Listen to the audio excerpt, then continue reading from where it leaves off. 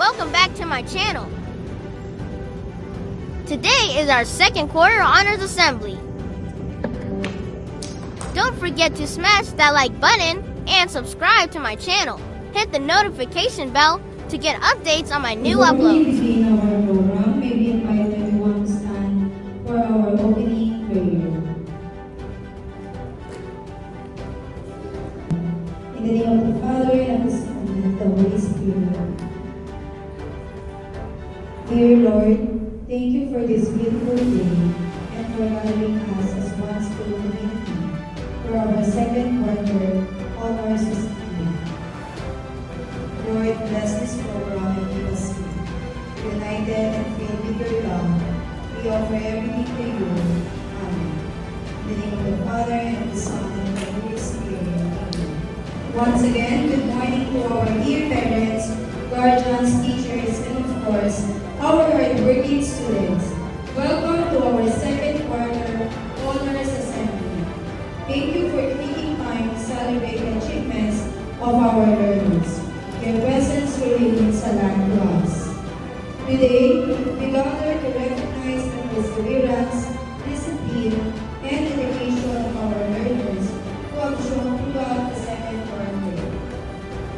Each award symbolizes hard work, character, and growth.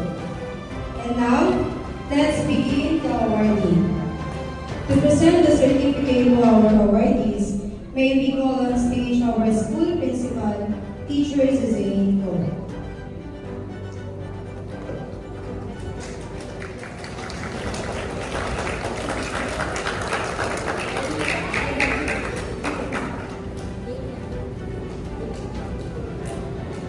Our first set of awards is for perfect attendance. These students have shown outstanding punctuality and responsibility by completing all school days in the quarter. I am proud to present to you the perfect attendance awardees from the grade 2 level. Lucas Kai D. Prezo, Johan Summer Siga, Latina Madison F. Alcueto,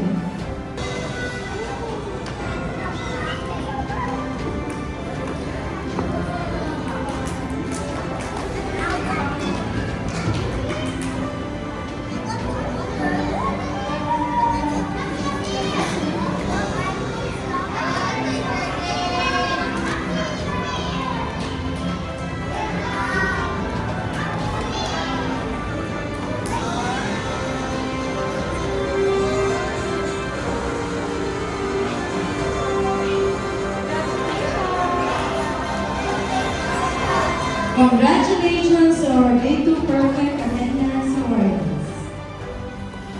Now, we recognize the grade 2 with honors awardees. Juan Miguel A. Medrano, Lucas Kai D. Prezo, Atina M. Akay, Mendy Do, and Atina Ira R. Santos.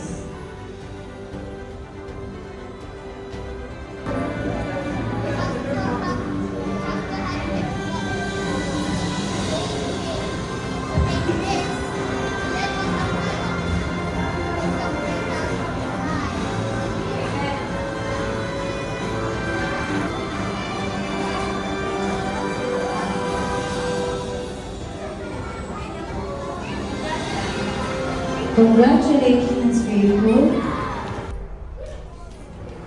Good afternoon, level 1, grade 1 and grade 2. Good afternoon. Good afternoon, students. Okay, have a seat. Okay, so again, grade 1 and 2, can we clap our hands for our parents, our guardians, our titas, titos, and our lolos and lolos. Parang ang hina, aren't you happy they are with you? You know what? They left the office just for this. So again, thank you and congratulations. My dear parents, thank you for your continuous support for coming and celebrating the success of your kids. kids. Sana po next quarter, dumami pa po tayo. No? So thank you and have a good day.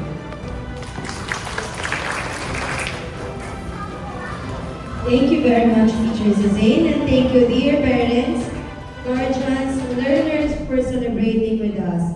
May this inspire everyone to continue striving for excellence. Once again, thank you everyone.